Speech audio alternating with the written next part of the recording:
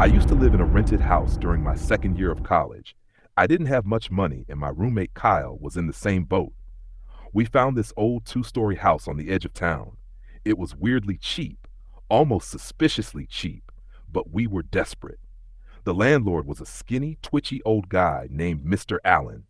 He seemed nervous the entire time he showed us the place, especially when we asked about the door under the stairs. "Just leave the basement alone," he said. "It's locked for a reason. Don't mess with it." Kyle laughed, thinking it was some kind of old man superstition. But when we moved in, the basement door really was chained up, two rusty chains across it, locked tight with a padlock and covered in dust and cobwebs. It didn't even look like it had been touched in years. Honestly, we didn't think about it much. We were too focused on school, bills, and trying to live like normal college guys. For the first few weeks, everything was fine. Then the nights started getting strange. It began with small sounds, creaks in the walls like wood settling or maybe rats. Then came the tapping, light at first, almost like raindrops against the walls. But it wasn't raining. Then it started happening around 2 or 3 in the morning. Knock, knock. Always from the floor beneath us. At first we thought it was the pipes, or maybe Kyle playing a prank. But the sound wasn't random. It was rhythmic. 3 soft knocks. Every night. One night I yelled out, "Quit screwing around." But he shouted back from upstairs, "What? I thought that was you." We both met at the top of the stairs, confused, pale, and unsure whether to be scared or annoyed. We checked the entire house, but of course the noise had stopped. Then, as we passed the basement door on our way back up, something tapped from inside.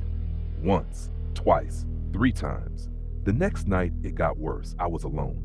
Kyle had gone home for the weekend. Around 2:45 a.m., I was lying in bed, scrolling my phone with the lights off, when I heard it again. Knock, knock, knock. This time, I froze. I didn't move. I just stared at the ceiling. Then the knocking became louder, more aggressive. I got up, grabbed my bat, and tiptoed downstairs. I didn't even get to the bottom step when I heard it. "Please, let me out." It was a woman's voice, muffled, pleading, coming from behind the chained door. My heart started pounding. Every part of my brain screamed, "Run!" But I couldn't move. The voice came again. "I'm cold. I'm still here. Please." The next morning, I convinced myself I had imagined it. Maybe I was tired. Maybe I was dreaming with my eyes open. I didn't mention it to Kyle, but I noticed something that day. The chains on the basement door were different, looser, lower, like they'd been tugged from the inside. And scratched into the wood of the door, near the base, were finger marks, like someone had been scraping to get out. I finally broke and called Mr. Allen. He didn't answer. I texted him. No reply. That night, Kyle returned. I told him everything. He didn't laugh. He just went pale and said, "I heard her too." He admitted that, weeks ago, he'd been awake late and heard someone whisper his name from the stairs. He thought it was me at first, until he saw me asleep through the crack in my door. That night, we slept with our doors locked and the hallway light on. Around 3:13 a.m., we both woke up at the same time. The basement door was open, chains on the floor. The door swung slightly, creaking. From the darkness below, we heard breathing, slow, wet, like someone choking softly. We didn't go down. We couldn't. The next day, I started researching the house. After a few hours of digging, I found a Reddit post from 3 years ago. A guy named Sean who had lived there with his girlfriend. His last post said, "My girlfriend went missing after we moved in. I think she went into the basement. No one believes me. I hear her crying sometimes. I moved out, but I still dream of the door." No other posts after that. We decided to leave. That night, we were packing up when the lights cut out. Total darkness. Then we heard something moving on the stairs. Not walking, crawling. It made a wet, dragging sound as it crept closer. Kyle whispered, "Don't move." The thing stopped just outside my door. Then a soft knock. "You let me out. Now you're mine." We ran. Didn't even take our stuff. Just got in the car and drove until we saw lights. We returned the next morning with the police. The chains were back on, door locked, dusty, no signs of forced entry. One officer joked, "Maybe it's haunted." We didn't laugh. We never went back. I still have nightmares. Sometimes I wake up and hear 3 soft knocks. I don't check. I just cover my ears and pray it was only a dream, because the voice always says the same thing. "You opened it And I never left. Ethan Morris was exhausted from life, from failure, from rejection. Once considered a promising horror novelist, his last two books had flopped. He needed solitude. He needed silence. So when he saw the listing online, an old Victorian mansion for rent in the woods of Maine, dirt cheap, he jumped at the opportunity. He didn't ask why the rent was so low. Chapter 1: The Arrival. The house stood alone at the edge of thick woods, 2 stories tall, its wooden frame weathered and gray. The windows were tall, the curtains drawn. The air smelled like damp leaves and wood rot. An old brass sign beside the door read, "Wickfield House, 1887. Inside, it was exactly what Ethan had hoped for. Dusty chandeliers, vintage furniture, a massive fireplace in the study, and a library filled with yellowing books. The owner, an old man named Mr. Dalrymple, handed over the keys and only gave one piece of advice before leaving. If you hear footsteps at night, stay in your room. Don't look into the hallway. Ethan laughed it off as a joke. Writers were weird. He was one himself. Chapter 2: The Painting. The hallway leading to his bedroom held a single large portrait. A woman, pale and stern, dressed in black Victorian mourning clothes. Her eyes were deep and glassy, following Ethan no matter where he stood. That night, after unpacking, Ethan stood in front of the painting. "Who are you?" he muttered. As if in response, a cold draft swept down the hallway. The chandelier above him swayed, and from somewhere upstairs, he heard faint. Chapter 3: Strange Occurrences. By the third night, Ethan started noticing changes. Small ones at first. His laptop would be open, even though he had closed it. Pages from his notebooks were torn out and later found beside the painting. The woman's expression seemed slightly different every day. He tried to rationalize everything. It's an old house. My imagination. That's all. But then one evening, he heard weeping coming from inside the walls. Not loud, just soft, heartbroken sobs, and they were coming from behind the painting. When he tried to remove the painting to check, it wouldn't budge. It was as if the frame had fused with the wall. Chapter 4: Midnight Writing. Ethan found himself writing more than ever before, but the words didn't feel like his. Entire chapters flowed from his fingers. Stories of sorrow, murder, and madness. Each tale ended with a woman alone in a house, watching. One night, after writing late into the morning, he dozed off at his desk. When he awoke, the words "Write More" had been carved into his wooden tabletop, and his fingertips were bleeding. Chapter 5: The Guest Room. Determined to get to the bottom of things, Ethan searched the house. In the attic, he found old boxes of photographs. In one photo, he saw her, the woman in the painting, smiling beside a man and 2 children. Scrawled on the back, "Clara Wickfield, 1890, all gone now." That night, the footsteps returned. Only this time, they stopped outside his bedroom door. Then, scraping, as if nails or claws were dragging across the wood. When he opened the door, no one was there. But the guest room door, always closed, was now wide open. Inside, the same rocking chair, rocking slowly, and carved into the wall, "Let me out." Chapter 6: The Phone Call. Ethan tried to call the landlord. "Have you been writing?" Mr. Dalrymple asked. "Yes." "Then it's too late." "What are you talking about?" "The house doesn't just watch, Mr. Morris. It absorbs. Every writer that stays there becomes part of its story. You gave it words. Now it wants more. It needs your soul." The line went. Chapter 7: Trapped. The next morning, Ethan packed up and rushed to the front door. But no matter what he did, it wouldn't open. Neither would the windows. His cell phone had no signal. Outside, the sky had turned a sickly green-gray. Even the trees looked different now, twisted, leaning inward, as if watching. When he returned to the hallway, the painting had changed. The woman was no longer alone. He was now in the background, standing behind her, mouth open in a scream. Chapter 8: The final pages passed, or weeks. Time twisted inside the house. Ethan stopped eating. He barely slept. All he did was write, page after page, every word dictated by her, every paragraph burning in his mind like fire. If he paused, she appeared closer each time. One night, he stopped mid-sentence, and she came. A hand touched his shoulder, ice cold, brittle as bone. She leaned over him, her breath like mold and sorrow. "You belong to me now," she whispered. Epilogue. When the landlord finally returned weeks later, the house was silent, empty, except for a new portrait on the wall. Ethan Morris, pale, hollow-eyed, trapped in the canvas, watching. It was a stormy Friday night. Thunder cracked above Sarah's small apartment as rain cascaded down the windows like a curtain of water. The city below her was quiet, almost unnaturally so. She sat alone in her dimly lit living room, scrolling through her phone. Her roommate, Jess, had left for the weekend to visit her parents, leaving Sarah alone in their two-bedroom apartment. The power had flickered twice already that evening. The wind howled through the cracks in the windows, and every now and then, the floor creaked like someone was walking through the hall, but she blamed it on the old building. Around 11:47 p.m., her phone buzzed. Unknown number. I'm outside your window. Sarah frowned. She glanced over at the window next to the TV. The curtains were open, revealing only sheets of rain and a street lamp flickering across the road.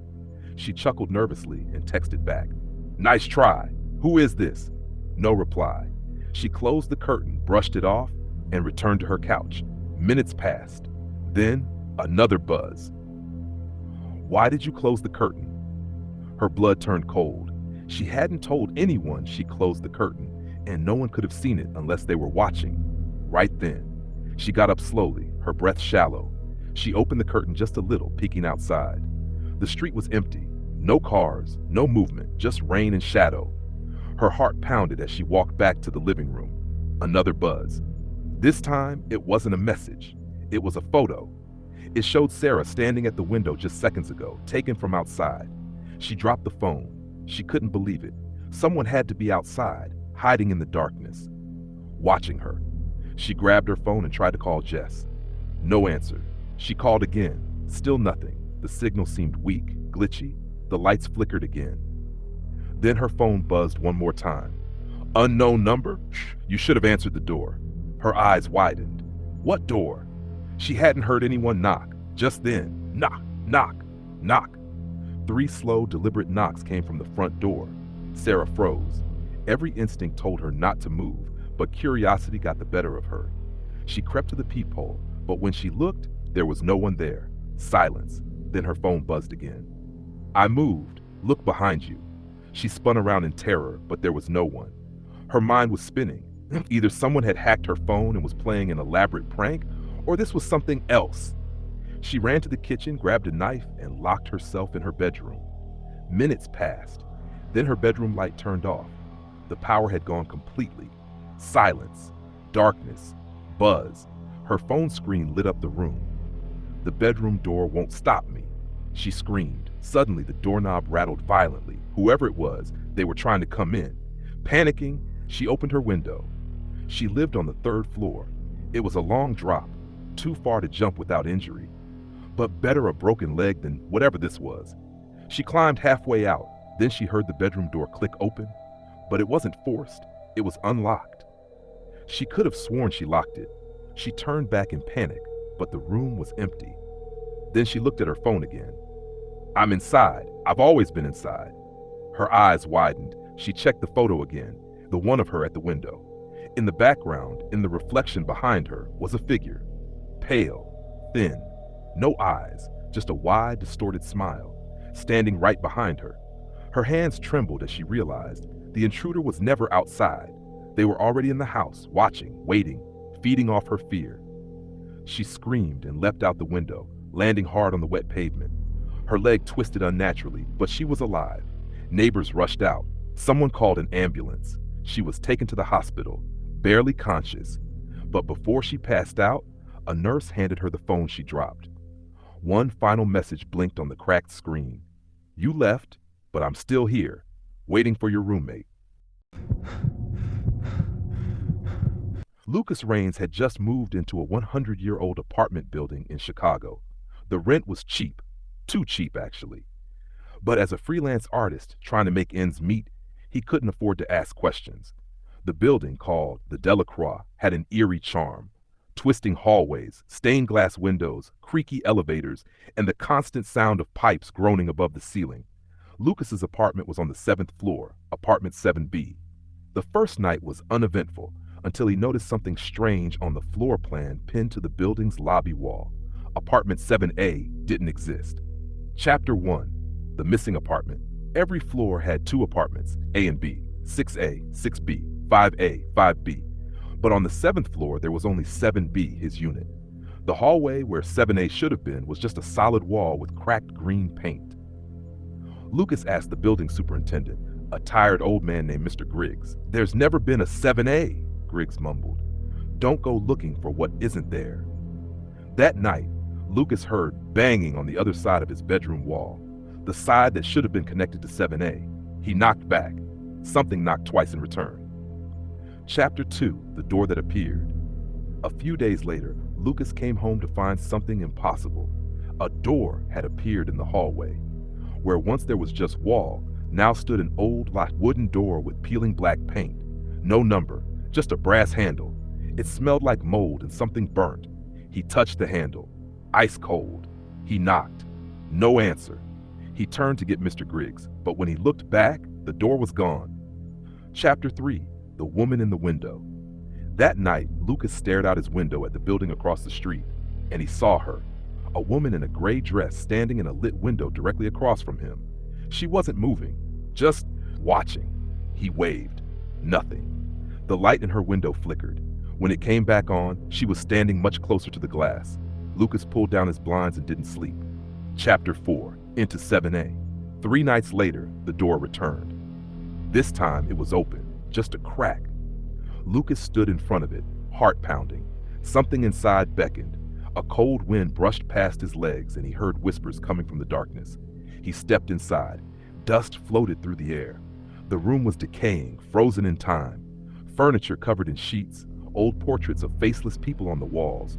A cracked mirror in the hallway reflected only darkness.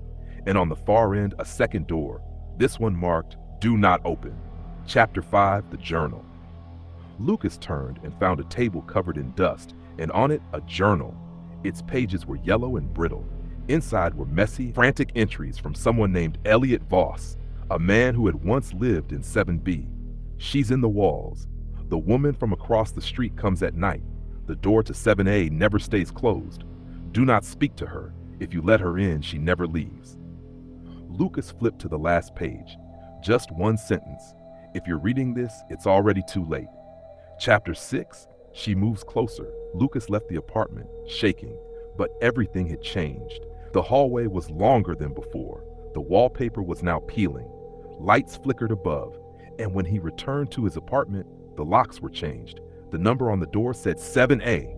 Inside was his furniture, his clothes, his toothbrush, but the layout was reversed. The windows were bricked up, and from the bathroom mirror, a hand slowly reached out. Chapter 7. Whispers and Scratches. Lucas tried to leave the building, but the elevator always brought him back to the 7th floor. The stairs, endless. They never ended. Just circled back to 7A, he stopped sleeping. Whispers came from the vents. Scratches on the floor grew deeper each night. Sometimes the woman's voice whispered from under his bed. "I'm here now." Chapter 8. The Ending That Loops. Lucas wrote letters, recorded videos, all useless. No one answered. Eventually, he stopped trying. Then one morning he heard knocking. Someone was outside the door. He opened it. A young man holding boxes, moving into 7B. "You live here too?" the man asked. Lucas tried to speak, but his voice didn't work. He stepped back as the man entered, and behind him, the door slammed shut. The hallway wall faded again. Apartment 7A didn't exist. But Lucas was still inside.